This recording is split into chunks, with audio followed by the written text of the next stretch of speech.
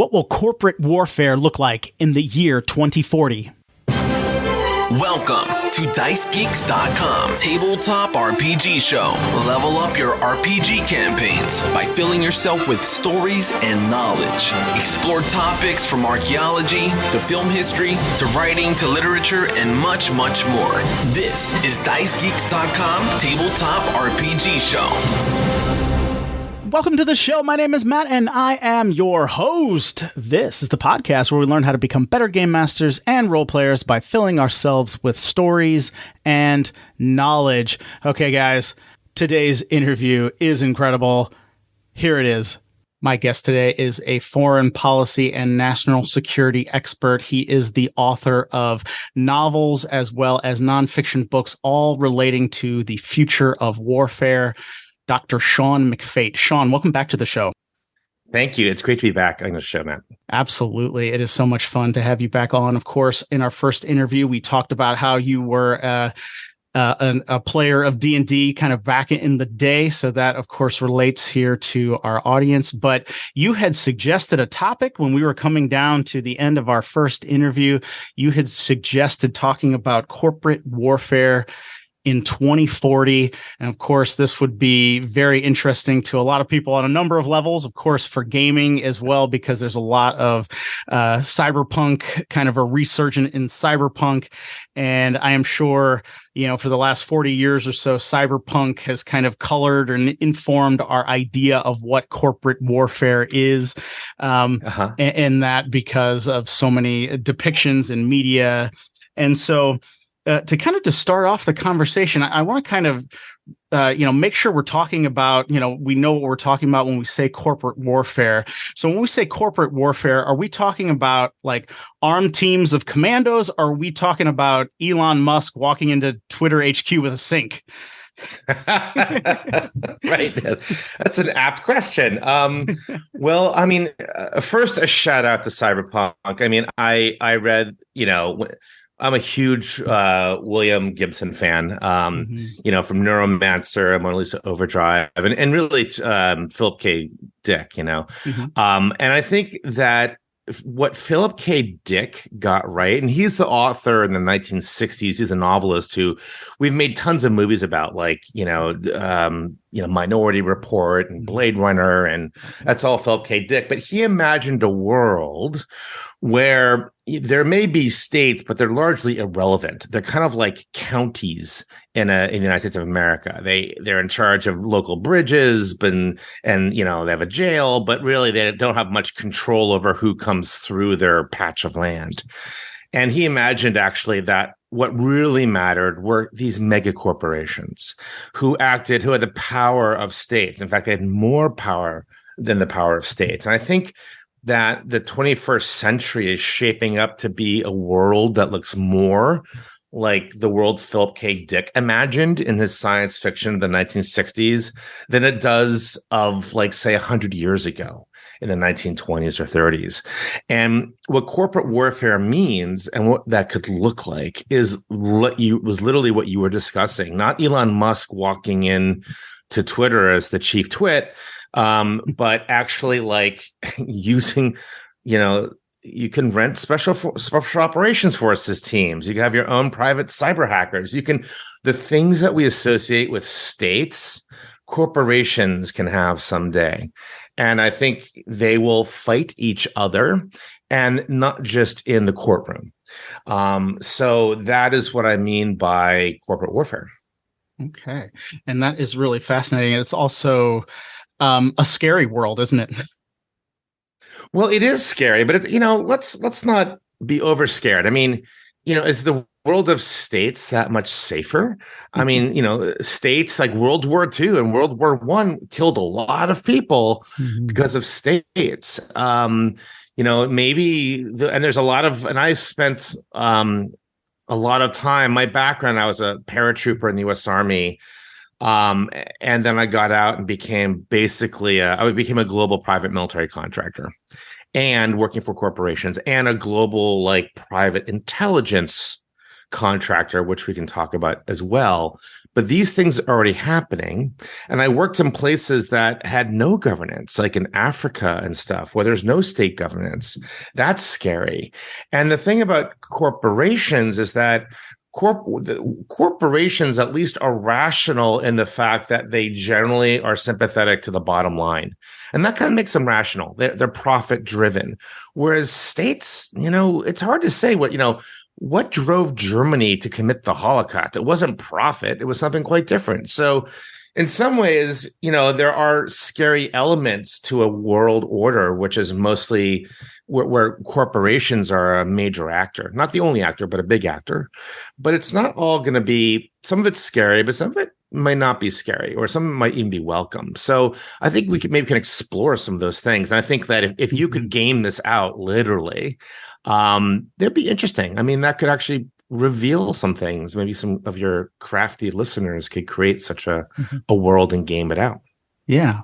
And so I'm just thinking, so then kind of taking the first step. So would that be states becoming less powerful, or is that corporations becoming more powerful? Or It's is it a all the combination? above. Yeah. It's a common. So look, there's like 192 states in the world, give or take 5 or 10, depending on who you're counting. Like, are we counting Taiwan? Are we counting Western Sahara? I mean, all of these things. So there's 192 states. Are they all more powerful than corporations like the Fortune 500 just because they're states? No, they aren't. Most of them are weaker than most big companies. Now, when we think of states and state strength, your listeners probably only think about the top 30 and not the bottom 170 or bottom 160. And most of those states in most of the states in the Middle East, Africa, much of South Asia, parts of Latin America are really states in name only. They don't really have control over all of their territory. They don't control much beyond their capital city in some cases.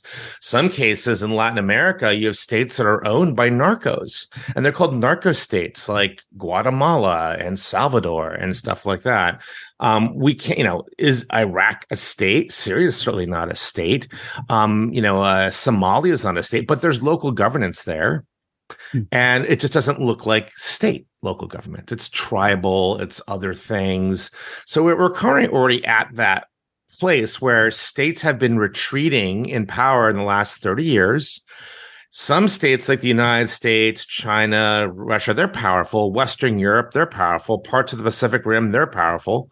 But most states in the world are actually not powerful. And when ExxonMobil rolls into a country in Africa, you better believe that ExxonMobil plays dirty politics, just like states do, to get what it wants. And so that's the world that is actually here already.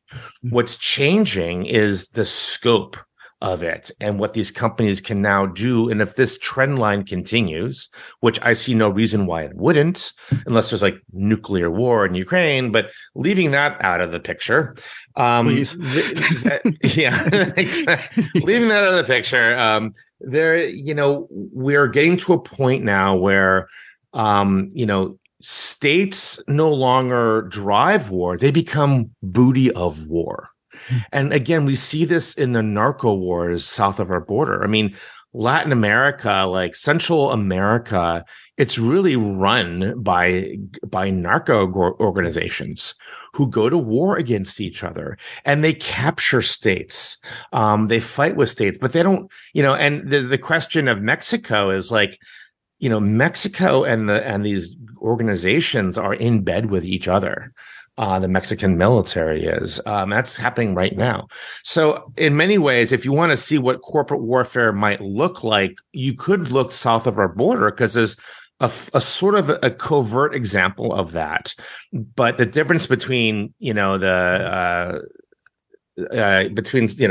Sinaloa gang and ExxonMobil, to pick on ExxonMobil for a little bit, is that ExxonMobil can do a lot more than a cartel. So that's a trend that is actually happening right now. It's not off in the distant future. It's just something that a lot of people don't see, and that's deliberate because, multinationals don't want to be in the New York Times being analyzed for this, just like the cartels don't want to be on, the FBI's radar. So this is all happening illicitly, but it's increasingly happening, and at some point will be too hard to hide, and or they just don't care in certain parts of the world. So yeah, we're seeing this trend. It's happening today. Okay. And I guess, before we dive into some kind of specific tactics or items or space battle spaces, I guess, that people, that these corporations would use or whatever, I'm just keeping it big. So a little bit really quickly. So the idea then, are we talking, say, like a large corporation from the United States then operating in a place where there's kind of a power vacuum? Or are we also talking about two giant corporations fighting each other? I guess both. I guess it's again, it's all the above. And it's not just corporations, it's super wealthy people. So like the World Bank like 2 years ago did a study of the world's top 100 revenue earners. Only about 25% were states. The rest of them were all multinational corporations from all over the world. Mm-hmm. So that's just some big picture stuff, is that if you're looking, the GDP of most countries is less than the profits and losses of most Fortune 500 companies. The second, and this doesn't surprise your listeners, is that a Swiss bank called Credit Suisse, they have an annual global wealth report, and it shows that the top 1% of the world, the top richest 1%, owns 45% of the global wealth. The top 10% owns 82% of the global wealth, and the bottom 50% of the world, like the bottom half of the world's population owns less than 1%. So what we're seeing right now, and this is not a surprise, is that the super wealthy people or super wealthy organizations like multinational corporations, they have interests that are global. They don't like paying taxes, and good luck finding a patriotic CEO. And they will defend their global interests the way that countries defend their national security interests. And because mercenaries are now becoming a thing again, and because private intel and private cyber warfare is available on the marketplace, they are doing that. So this idea of a state-centric world that only states get to make the rules, international law, that world is already blurring, and it will continue to blur. So, it makes sense that if multinational corporations and these super wealthy people who don't feel allegiance to any particular state at all, I mean, look at all their tax havens, they will start to fight with each other for chunks of territory, land, things that are valuable, and the people on the ground will have to suffer through it. And the governments on the ground will either become puppets that will become jailed like a Praetorian Guard. I mean, there's all sorts of things that will happen to them, which we can discuss. But this idea that strong states will rule the world and the UN is there to police it, that is not the case today. That is fascinating. Just absolutely fascinating. And I mean, it's obviously, I'm sitting here in a very, quiet place in the middle of the the United States, and it's kind of hard to imagine some of those things other than in movies or in books and stuff. But of course, I have seen it a little bit. I lived in Haiti for a little while back around 2010, around the first earthquake when it happened, and really seeing for the first time, compounds with, men with AK-47s walking around, razor wire around the compounds. And then, if you go up onto a hill, you can kind of look down into and see, a very nice, luxurious kind of scene where people are playing tennis and things, and you're just wondering, I don't know what these people do, but they are, they have their private army, and they have, in the midst of, things that break my heart, obviously, seeing what's going on there, and so it's just a really fascinating kind of. In some ways, the world is starting to look very medieval in this way. Because if you think of the Middle Ages in Europe, you had the same type of dynamic. You had very wealthy families and networks of people who lived in these walled castles and opulence with their own private militaries, and they waged their own wars. And they hired mercenaries to do that. In fact, during the Middle Ages, that's how you fought wars. There were no standing national armies. That came much later. But outside the castle wall, it was quite dangerous. And so in some ways, the world's looking a little bit more like the 12th century than the 20th. Yeah. That's kind of interesting. It also, it makes a great frame for games and for fiction. And the real life aspect, kind of bothers me some, but for a game and for fiction, I think it makes an incredible frame. So maybe we can kind of just think for a minute. So let's say, maybe some specifics here. So let's say a huge corporation from United States goes in and they're going to operate somewhere in Africa because they need natural resources or something. What are some of the things that, we might see that corporation doing when they're going into that place? So this is actually based on actual experience. And this stuff does make for great gaming and makes for great novels. And I write novels about these things. But in real life, this is what happens. So where you see this the most is in the extractive industries. Extractive industries are like oil and gas and mining and timber. And the reason you see this type of what I'm going to describe to you most is because they have no choice. They have to go to where their asset is, an oil field, a gold mine, and they may have to be there for decades, right? So they have long-term interests, and they just can't pick up and move. It's not like they have a call center in India and they go to Bangladesh. So this is, and there's a lot of money on the table. There's a lot of greed, and there's not much what we say rule of law.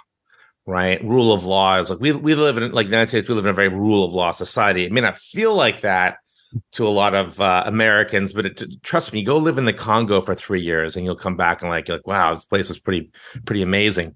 So just say you have you have a mining company, a big mining company, and they want to go to Katanga province in the DRC. Now, where's Katanga? Katanga province is in sub-Saharan Africa. It's part of the Democratic Republic of the Congo, the DRC, which is one of the most lawless places with gangs and you name it, it's all there. It's like a sponge of badness in the middle of Africa. It's, The Heart of Darkness by Joseph Conrad was set there. It's still this way today. Now, Katanga has always, it's mineral rich. It has so much natural resources. The problem is it's in the middle of the wild, wild west, if you will. So let's say you have a mining company. They want to go there. They know it's lawless, but they need the mine. So what they do, and this is real life, is they do, before they even go in, they hire a private CIA. Okay. And they don't use one internally. They hire it externally, so it gives them plausible deniability. So if that private CIA gets in trouble somehow, it doesn't blow back to their, to who hired them. In fact, they may not know fully who hired them. This private CIA will go covertly into this countryside and will sort of do a who's who in the zoo. They'll do a political network mapping. to figure out who really has the power, who do you have to please, who do you have to avoid, who do you have to put in a box. I mean, all these things, they make a plan. And then at the same time, and that's what's going on under the table. Above the table, the mining company is doing negotiations by the law with the president of Katanga province, who's corrupt as hell. Now, there's a law in the United States of America called the Foreign Corrupt Practices Act, FCPA. And this law says you cannot bribe. If you're doing business overseas, you cannot bribe. The problem is that most of the places in the world, bribery is how business is done. And a lot of countries, even like Germany, just allow it. And China revels in it. And so, how do American firms compete? Well, some of the aggressive ones, have other people do the bribing for them. So keeping, again, plausible deniability, they will work through this private intelligence corporation to do these, quote, facilitations. And also the private CIA will start to build human networks, which is they'll start to they'll get the beer trucks. Like when I was doing this, the best thing to do is you get, if you can buy off beer trucks, they go everywhere in the countryside and they talk to everybody. And when they come back, they can tell you what's actually going on. Right. And also it's just for your gamers out there. And this is a true thing too. It makes good sense to make good friends with the local brewery. Because the local brewery, and there's breweries all over Africa. The Middle East is a different problem, but all over Africa, for example, and they're like fortresses, as you've described. But nobody attacks them. They're like Switzerland. The reason why nobody attacks them is because everybody wants their beer. Both the rebels and they want the mercenaries and the government soldiers. Everybody values beer. So if you can win over like a brewery and its truck drivers, it's magic. It's magic. Now, just say you have a problem of a local separatist group, or you have warlords, or you have a government soldiers who are giving you problems. The first thing you try to do is bribe them, because that is cheaper than bullets. And it really is. So, but if they're not bribable, or they are getting to be ridiculous in their demands, you may need to do less carrot and more stick, and you would hire mercenaries to do this. So I'll just pause there. But these things happen today. Are any questions or thoughts or anything you want to? Yeah. Well, I mean, I'm already thinking of notes for a cyberpunk campaign based around brewery control, which I would have never thought of in a million years, which is interesting. It's just kind of interesting. So if those things are happening now, yeah, what does it look like in 20 years? So what happens in 20 years is this. I mean, first of all, these companies, they outsource their own private CIA, which does a mixture of what we call human, which is running human networks, recruiting agents, influence, like those truck drivers for the brewery. They come talk to people and they report to you. They do what they call SIGINT, or signals intelligence. So they have a lot of gadgets and gizmos. They give them a cyber stuff that they can listen in on, track cell phones and stuff like that. They have all that. They also do some operational stuff as well. They'll break into people's houses and stuff like that and steal stuff.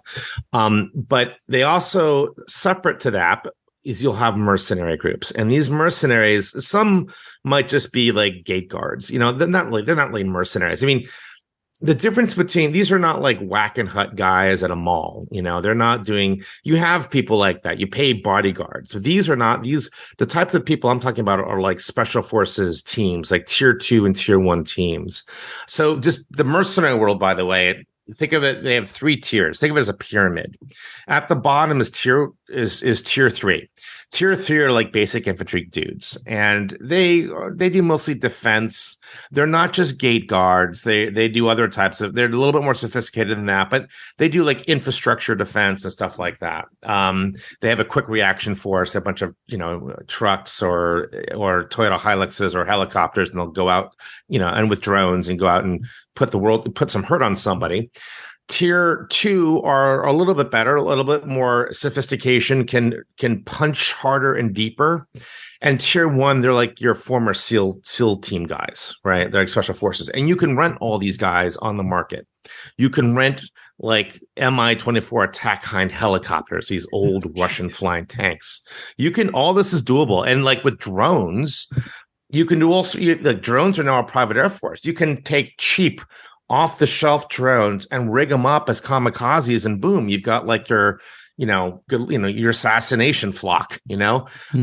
All these things are out there, plus disinformation and all that. There's this whole dark arts stuff that they can do as well. So that is going on. They are doing things in the countryside that are akin to counterinsurgency strategy to sort of win hearts and minds, because you need local people to do work for you. Like when you talk about who's going to do the actual mining, it's not going to be corporate guys in suits. It's going to be locals, right? Mm-hmm. But the locals engage. So you have to like secure them and build schools. You have to do some governance, believe it or not. So these multinationals are doing that, building schools, building shelters, building food. It's like a miniature state. But then they look across, a couple, 10 miles away, and there's like another company showing up. Maybe it's a Chinese company, which is in bed with Beijing. Maybe it's, you're an American mining company. It's a French mining company. And they all want the same asset, which is what you're sitting on.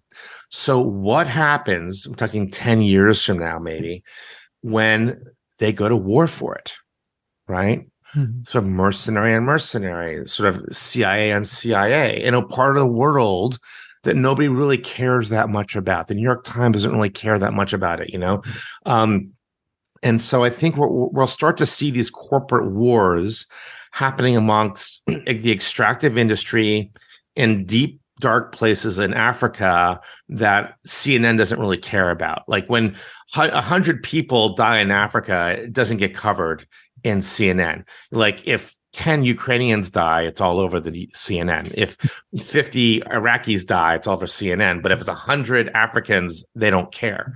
And Africa, has all the conditions necessary for this type of warfare. You have huge natural resources, no rule of law, immense amounts of greed, no real consequence for killing people. I mean, all the conditions are there, and it's growing. So corporate warfare, it's private warfare, using mercenaries, using all these dark arts tricks of intelligence and cyber and stuff like that, using drones in weird ways. And they will fight for stuff. And it may not be a company. It may be like an Elon Musk, Elon Musk can what happens if he makes his own island someplace and wants to defend it? So I think, that's the type of world I'm seeing. Yeah, no. And it's fascinating. And yeah, it's, one of those things it's fascinating, and I kind of want to learn more, but I don't really want to know more about it at the same time, because, it is, when I drive down the street and I pass the Amazon warehouse, I don't see, razor wire and guys with machine guns, right? I just see a nice, right, little warehouse or something like that. Right. So I'm not picturing those things, but of course that's what's happening. But I guess I'm also thinking too, then, these ideas, you talked a lot about like the extractive industries. So industries that have to go to a certain place. What happens then when, you have, corporations that deal in goods or services that don't have to go to a place, but they're going to engage in, I would assume that would be more subterfuge or espionage against each other, in the cyber kind of space, right? Yeah. So there's a couple of things. I mean, extractive industry is certainly a good place to start, but it's not the only. That's the beginning of the story, and that's actually probably where we'll start first. You're also going to see multinational corporations go to war for markets. Think of the British East India Companies and Dutch East India Company. I mean, there's supply and demand at work here. But also, there's a whole intelligence, we live in an information age, and, control of big data, control of information becomes a power in and of itself. Mm-hmm. And it's possible that the private sector may have more of that than governments. Now, Beijing is busy hoovering up big data everywhere. They're hacking into things like, Anthem Insurance Company and all sorts of things. Marriott, all of Marriott's customers, or some database in Beijing. So some countries are doing it and using AI to do it wisely. But private sector can do that too. And I can also see where you're fighting not for material things like mines and gold and oil, but you're fighting for information, the control of information, the withholding of information, the manipulation of information. And, could this drive conflict? I think, why not? Anytime you have a scarce commodity, that can always drive conflict. 2,000 years ago, people fought for access to water. The last century, people fought for access to oil. Maybe this century, people will fight for access to big data and try to thieve it. So I think we'll start to see stuff like that. Mm-hmm. Yeah. No, and of course your examples of like the West India Company and things like that, it reminds us that this has been going on for quite some time. It's just they had less drones or something. But... Yeah, they had less drones, and they had less fire. I mean, let's think about the British East India Company. Its military, it had armed forces that rivaled any in Europe. Yeah. And during the British East India Company, the old joke was, who controlled whom, the crown or the company? No. Wow. And so I think we're getting to a space now where the Fortune 50 could easily be that way. I mean, just because it's an American company doesn't mean that the top leadership are patriots, Mm-hmm. I wouldn't, that'd be a wrong assumption. Yeah. Interesting. Now, I guess, we could also dive into some particulars, I guess, that, we've been talking about big picture. So ideas of controlling territory, land resources, or even markets or information. If we dive back into some of the particulars, so we mentioned drones a little bit more, and so obviously, using drones to attack things is an obvious use, but are drones going to be used for other things, like a drone the size of like a fly, and could listen in a corporate boardroom or something like that?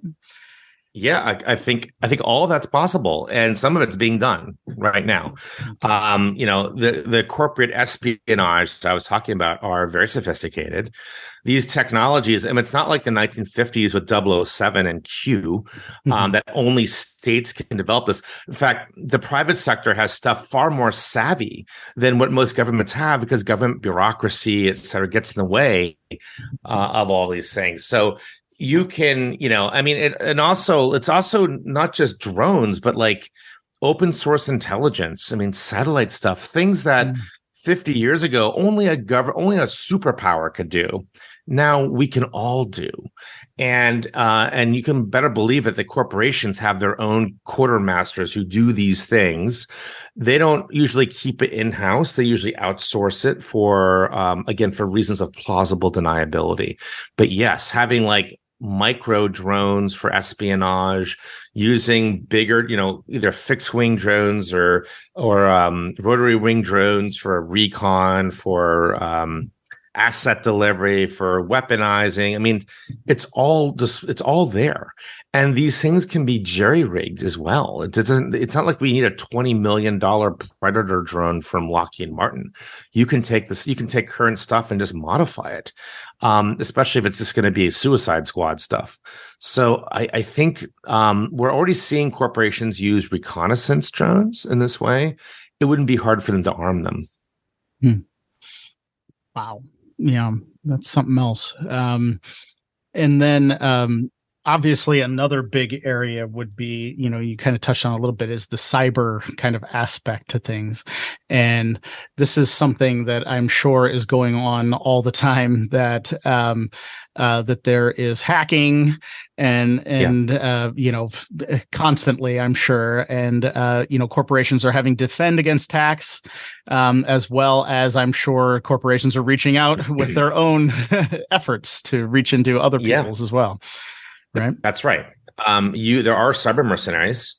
They come in different varieties. There are hackback companies. Now, what a hackback company is that the way a cyber works in the United States is that companies are not allowed to do offensive hacking. They can only do defense. And that the National Security Agency at Fort Meade in Maryland is our super secret hacking thing for the U.S. government, does the attacking. Now, that all started to change about 10 years ago when the CEO of Target was fired because of a big hack. And after that, every CEO in the world says, well, I can be fired. And, if the U.S. government's not going to defend me, and I'm not allowed to have my own offensive hackers to defend me, then I'm just going to secretly hire a bunch of offensive hackers offshore. And those are called hackback companies.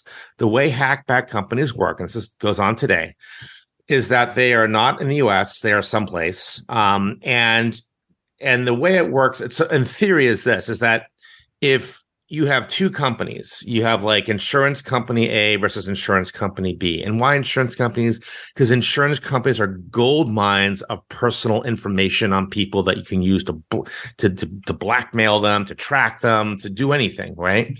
And by the way, all those, DNA tests that people do to find out their lineage, like 23andMe, don't do that. That's all ending up in somebody's database, right?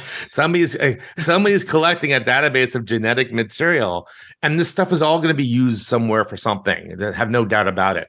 But the thing is, if you're trying to hack two companies and you know that one has a hackback company behind it, the other one does not, you go for the soft target, which is the company that's not defended.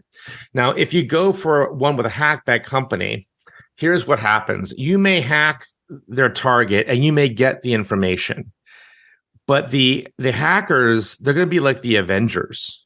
They're going to come back. Not that they can retrieve the information that you stole. That's too late. But they're going to whoop your ass. They're going to find ways to do it.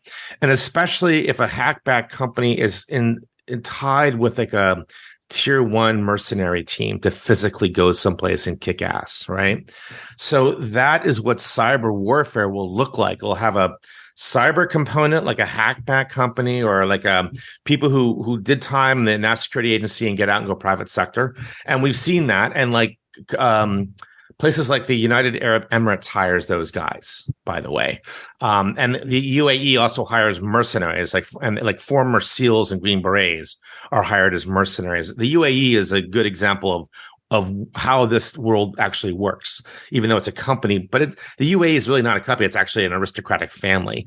But leaving that aside, you have cyber hackers working in conjunction with special operations forces teams, and then suddenly you have power to do stuff. I mean, that combination is powerful, and that's exactly what Russia does, where they have the Wagner Group and the Internet Research Agency, the Troll Factory, who work together. They're owned by the same oligarch, Prigozhin, who uses them together. One does cyber hacking, and the other, in cyberspace, and the other on the ground, the good ones, at least, or the ex-special forces guys, do the wet work. And so these things are happening right now. This is not just pure science fiction. Mm-hmm. Yeah. And then I guess then scaling up. So we're just going to see more and more of this, and it's going to be deeper and deeper as, I guess, say a giant corporation or a giant, or wealthy individual comes in contact with a state, or a state wants, certain information from a company. I guess it's just going to just keep growing and growing exponentially then. Yeah, there's going to be an arms race will develop. I mean, already mercenaries are out there.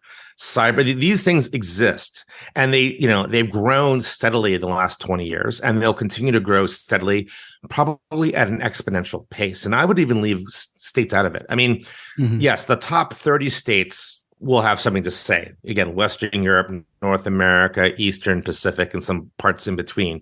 But most states in the world are really no match if they get, if they're unlucky enough to get caught in the crosshairs of dueling multinationals who have these capabilities and have the will to use them. That's the real threat, or super rich individuals. And, I think that, and I think that wars, these are going to be kind of clandestine wars. Because, why would you invade? Why would you buy like 50 battle tanks? What are they good for today in modern war? Nothing really.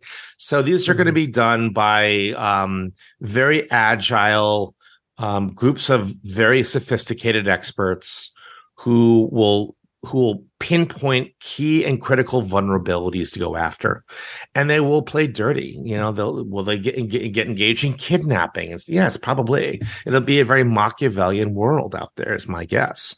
And I think that international law can't do anything about it. The UN's is powerless to stop it. The US is not going to send in the Marine Corps to clean out, Yemen or Libya so I think there's a lot of road to travel here. It's not like we're going to run out of road on this future. Mm-hmm. Okay. And yeah, I'm kind of just thinking then, to kind of push it more into the future or pick up on some elements of maybe cyberpunk and that.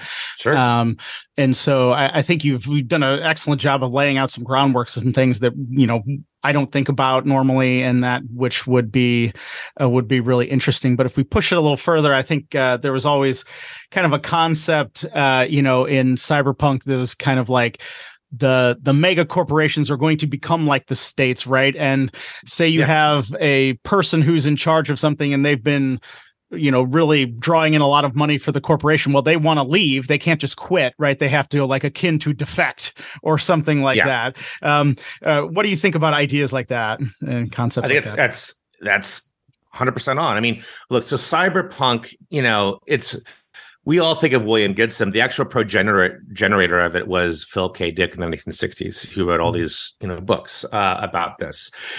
And I think that's correct. Now, will they rule the universe the way that we saw in RoboCop? I don't know. I think they will be very powerful in the mid-century, as will the top 1%. I think, will they rival the United States of America? Probably not. I don't think that, but in some ways they're apples and oranges. I mean, to govern a huge state like the United States, does Elon Musk want that? Probably not, but I do think that mega corporations will be a thing. I think they will go to war. And I think they will go to war with each other. And what happens when somebody wants out of that? Well, one thing you don't want if you're a mega corporation is one of your lead guys or gals defecting to the other corporation, right? So they may have elaborate terms of like non-compete clauses, with a death clause after that. I don't really know. I mean, that could maybe, I don't know. Because we guard our secrets this way, and so do corporations. And if a corporation considers an act treasonous, who's to say they won't take them out? Now, these people can also arrange for their own mercenaries to extract them and save them, which is what happened about 3 years ago. The head of the president and CEO of Nissan was in Japan and was under house arrest in Tokyo for corruption. And he hired ex-Green Berets to go secretly exfiltrate him or extract him under the noses of Tokyo police and intelligence, which is not nothing. I mean, Japan is pretty tight And these guys smuggled him out in like a big, those crates you see in rock concerts, these big rolling crates that are used for moving lots of equipment. Mm-hmm. They put him in one of those. They took a train, a bullet train to an airport, and they flew him on a corporate jet to Beirut. Why Beirut? Well, because Beirut doesn't have an extradition treaty with Japan. And he also has a Lebanese passport. So that's where he is today. And Japan is furious. But what are they going to do? And every CEO around the world says, oh, I have a get out of jail card now for free. I can hire these guys. Last year, the president of Haiti was assassinated by mercenaries. Clean out assassinated, and we capture the mercenaries, but we don't know who hired them. They don't know who hired them through all the cutouts.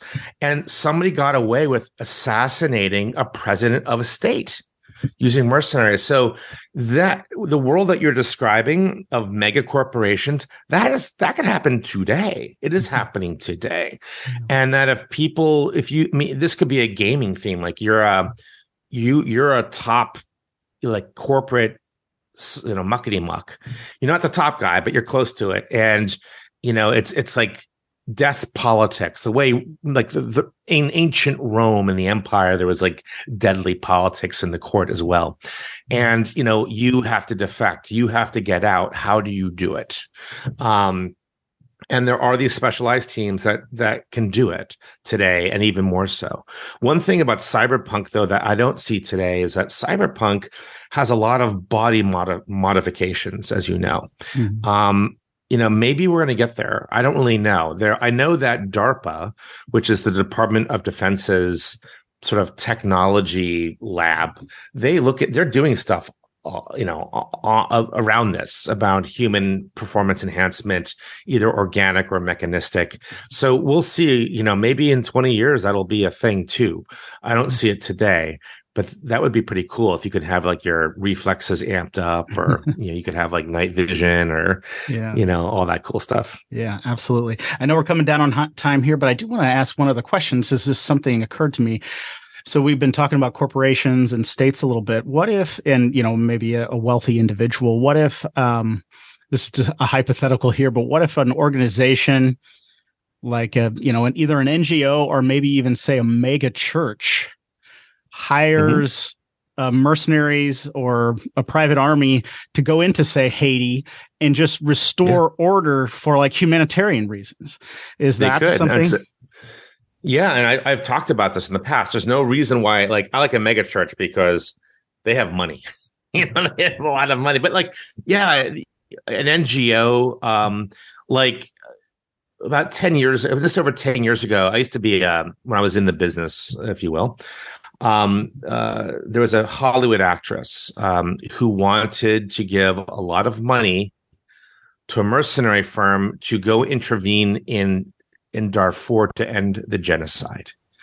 And it almost went, except the U.S. State Department got wind of it and then went through the roof. But, which I was involved in this to some extent. And absolutely this can happen. A NGO might say, okay, we're going to spend a lot of money to go into Libya and create zones of humanity where refugees can safely go. And we will hire mercenaries to defend them, and, set up a perimeter with concertina wire. And, what also is really good are, shipping containers are really good for these types of things, and a landing strip. And we'll have cargo planes land, put them on the cargo plane, get them to a port, and get them to safety, get them out of the area of operation. So there's no reason why, humanitarians can't hire mercenaries and cyber hackers for those jobs too. Remember, the market, mercenaries are just generally market actors. They will follow where the contracts go. They would probably prefer to work for angels than devils, but ultimately you don't enter this line of work for moral reasons. You do it for profit reasons. Yeah. Oh, that's fascinating. Well, I definitely want to respect your time today. Why don't you let people know, where can they find out more about you? Where can they find your books? What, is there a certain book you want to push people towards or something like that? Yeah. Sure. So my name is Dr. Sean McFate. You can find me, my website, you just Google my name, or my website is firstnamelastname.com. And so it's SEAN. McFate is MCF as in Foxtrot, Alpha Tango Echo.com. I write both fiction books. My last book was called High Treason. It's like an espionage thriller. And it, James Patterson, who's a famous author, says better than Tom Clancy. So let's leave it at that. And then my book called The New Rules of War is a book you should check out. It's a nonfiction book. It's widely read in U.S. national security circles and as well as in NATO countries, and a Ukrainian version's coming out next year.